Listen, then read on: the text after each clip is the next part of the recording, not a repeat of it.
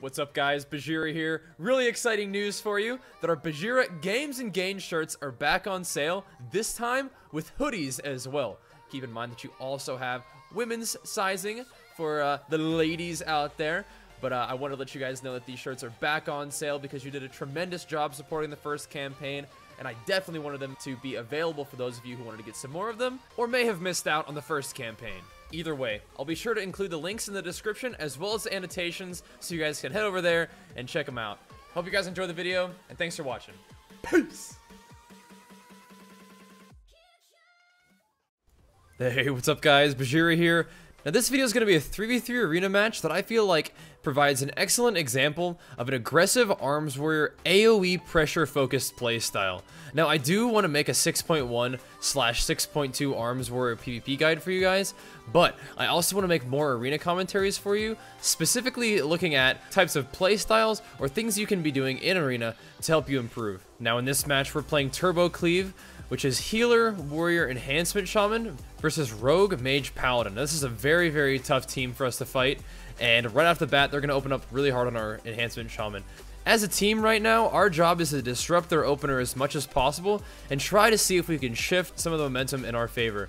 In order to do that I used my Intimidating Shout to fear the entire team, and then I'm going to use Recklessness, Avatar, and one of my DPS trinkets to try to force some offensive pressure of our own. I'm going to take all this damage and I'm going to hit the Paladin with it. I already have a rend up on the Mage right now, and my Enhancement Shaman's hitting the Mage as well. So even though the Mage will be taking damage, I'm forcing the Paladin to use his attention and his heals to keep himself from dropping too low. Once the Paladin recovers by using his Avenging Wrath, I'm going to go back on the Mage and try to prevent the Mage from landing too much CC on my healer, especially because our Shaman is dropping really, really low.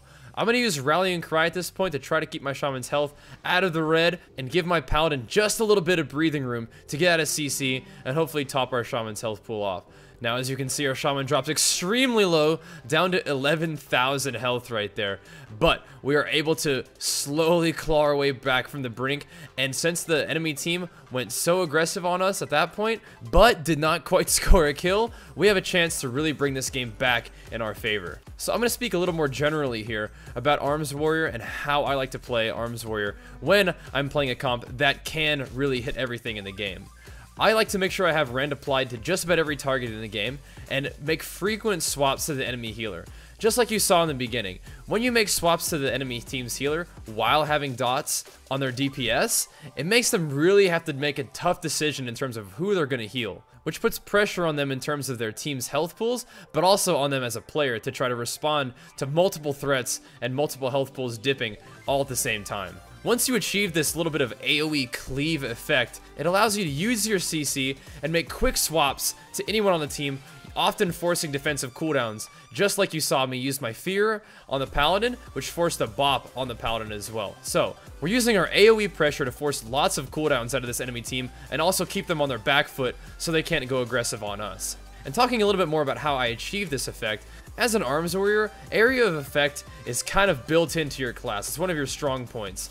Through the use of Rend, Sweeping Strikes, and Whirlwind, you can end up doing a lot of AoE pressure. And when you add that onto another class with lots of AoE pressure like an Enhancement Shaman or a Warlock, for example, even a Death Knight, you end up becoming a very, very powerful 3v3 arena comp capable of dotting and hitting any target on the map. It also comes partly in terms of your target selection. While swapping to the healer is great with something like a Stormbolt and a charge, often the best strategy for you is to hit whatever is available. At this point though, I do have a charge and I also have a Stormbolt. This combination of mobility and CC, combined with the fact that I have my entire offensive burst rotation, Avatar, Recklessness, my on-use PvP trinket, as well as Colossus Smash, Mortal Strike, and a Sudden Death proc, makes this a devastatingly effective swap that instantly forces Bubble out of the enemy Paladin. Now, rather than using my Shattering Throw ability, I choose to keep my uptime high and immediately continue to put pressure on the enemy Mage and Rogue. So while the Paladin did use defensive cooldowns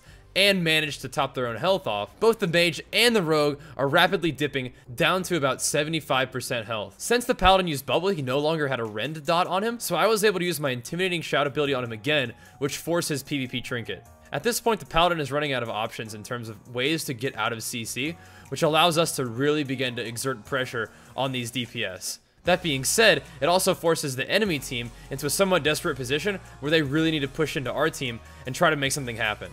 Seeing the enemy team stacked up, I'm going to throw a Stormbolt at the enemy Paladin and immediately run into their team, beginning the AoE. Once again, weaving Rends in between my Mortal Strike and Colossus Smash abilities, and keeping Sweeping Strikes up as much as possible to get that extra damage on nearby targets. At this point, I'm just going to hit the Rogue a little bit. It's the closest thing to me, and I want to save my charge for a Stormbolt swap back to the Paladin once again. As you can see, I was saving Colossus Smash for this swap, so once again, I'm able to get that devastating Colossus Smash Mortal Strike combo, which is going to make the enemy Paladin try to use line of sight to get away from me, which leaves the Rogue still at low health, very vulnerable to a quick Mortal Strike execute swap to secure the kill and seal the game.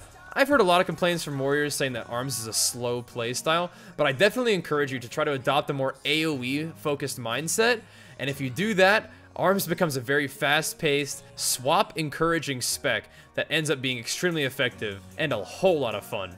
Anyways, guys, please by all means let me know if you enjoyed this video format. I'd love to make more of these for you, but until next time, guys, thanks for watching, and peace!